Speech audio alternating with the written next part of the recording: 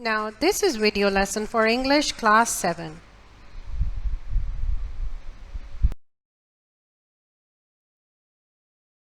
Dear students, today we would be working on Unit 1, Adventures of Isabel, and describing a person.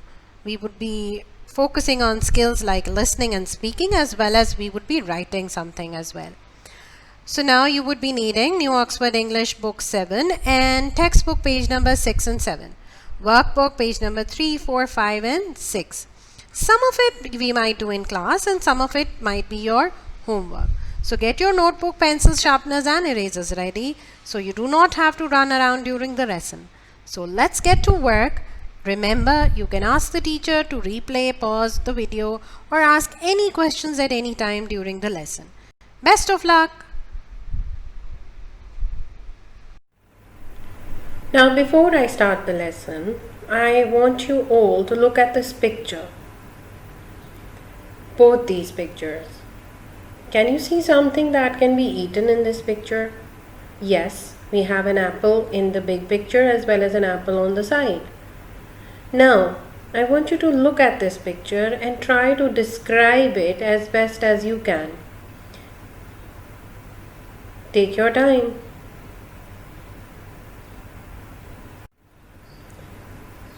Now that you have had time to think about the picture, I think you would be able to explain it very well to your teacher. Now one by one, each one can get the chance to tell the teacher what they see in this picture and try to answer the questions that are there in this picture.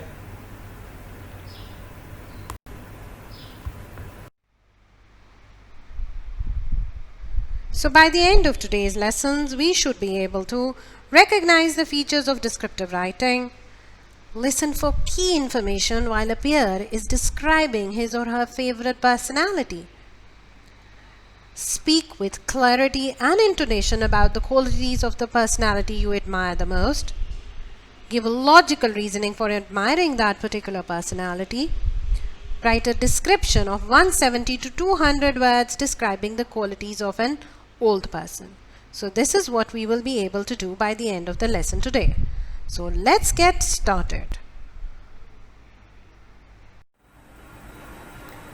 Now let's think about it. What is descriptive writing? You guys have written descriptive passages before as well.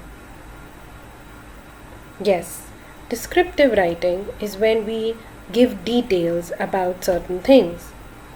It could be details about a person, place, or a thing. Description is so clear that it creates an image in the mind of the reader. You make the image so clear when you are writing that it appears that you are showing the reader what is going on instead of just telling. Your description has to be so clear that when the reader reads your paragraph, the reader can actually see what the person or a place or the thing you are describing looks like. They can tell what it looks like, they can see it, and they can feel its presence as well.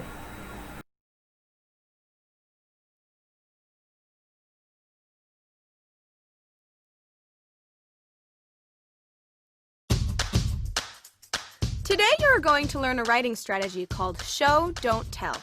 Using this strategy, you can make your writing come to life in your reader's mind. Writing "he was happy" doesn't give your reader a clear idea of what your character is really feeling. You want to show them. Think about his face, his body, and his voice.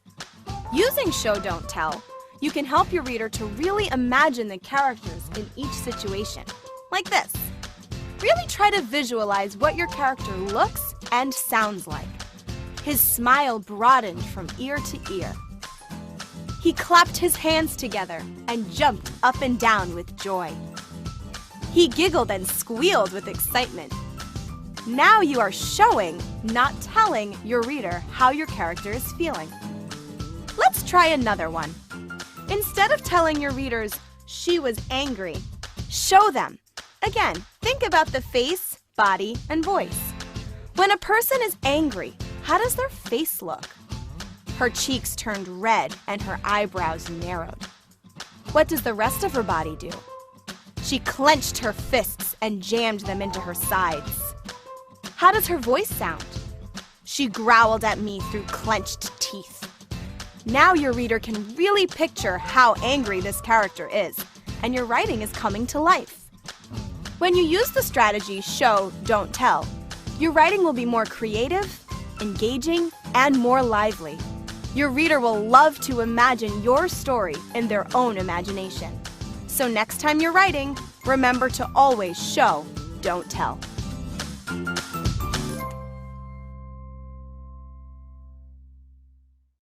Created using Powtoon. Now that you have watched the video of how to show and not tell, let's see what we can talk about today.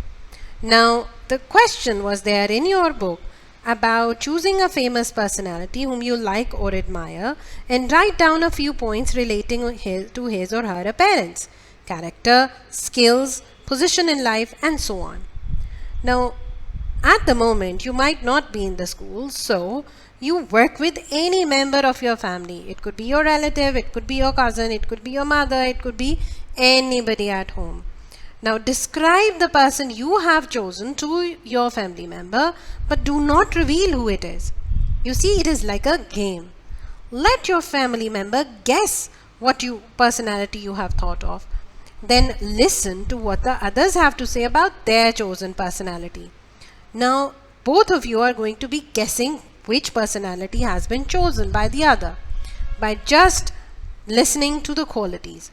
So, you mention those qualities well, the other person will be able to guess very easily.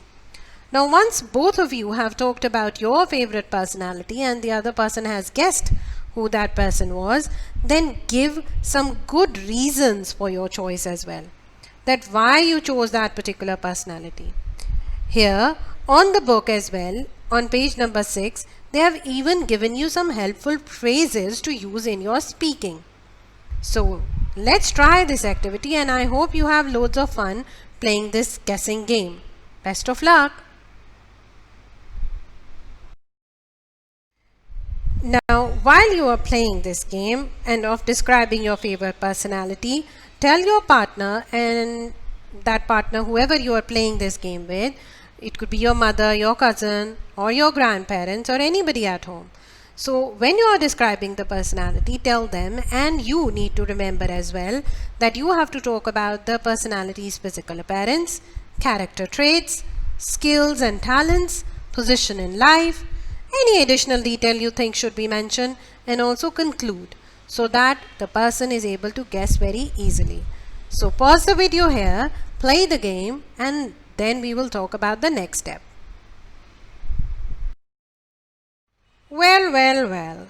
Now that you have chosen the personality and your partners have guessed which personality that you chose, now is the time to tell the reason or reasons for admiring that particular personality. Tell your teacher as well, tell your friends as well. So why you chose that particular person. It's very important. Why somebody is our favorite, there is always a reason. So tell that.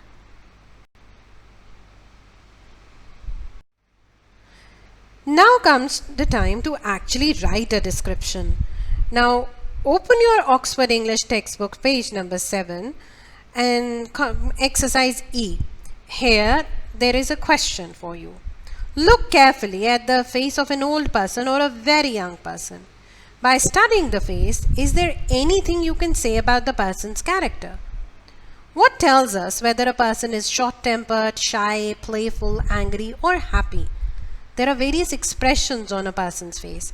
Now, you might not have a lot of people at home. You might not have grandparents or babies at home. However, you may have some pictures or portraits at home. So you can observe someone at home or notice the expressions in some old portraits at home and try to solve this activity. Now remember, you can add that picture in your notebook as well while you're working.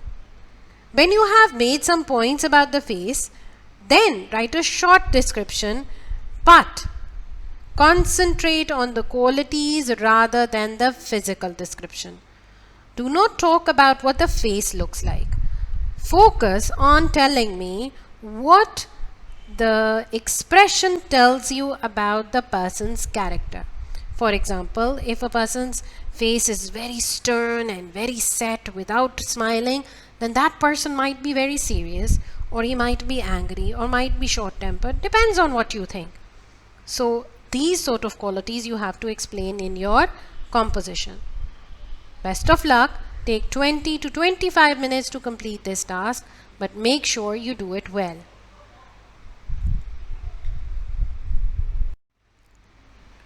Now, before you actually start writing, look at this slide over here. So you have to write about 170 to 200 words. Take 30 minutes. Like I said, 25 to 30 minutes. You need to write in 3 paragraphs. Make sure that you have at least 5 to 6 adjectives. Make sure that you add at least 5 to 6 adverbs, because without these you will not be able to describe the picture very well. Make sure that your description is clear. Make sure that I am able to actually see the person's character in your writing. So let's get to work and try to have fun while you're writing. Now students, let's talk homework. Homework 1 is from Oxford English Workbook, page number 3 and 4 and 5. So see over here, this is just revision of tenses. You have done these tenses in previous classes as well. Now homework 2 again is very simple task of, do you know what the following people are called? A person who flies a plane is called a pilot. So these are very simple vocabulary based exercises that you can complete quite easily on your own. So submit. Now before we sign off today, let's wrap up the lesson. Tell your teacher what new things did you learn today. Did you learn something new? And if there is still something confusing you, then you can tell your teacher that as well. Now that you have told your teacher everything, let's complete this sentence. Today's lesson was as easy as pie, as sweet as pie, as difficult as the math problem. So come up with various similes to describe today's lesson. Depends on whether it was easy or difficult for you. Best of luck. Hope you have loads of fun.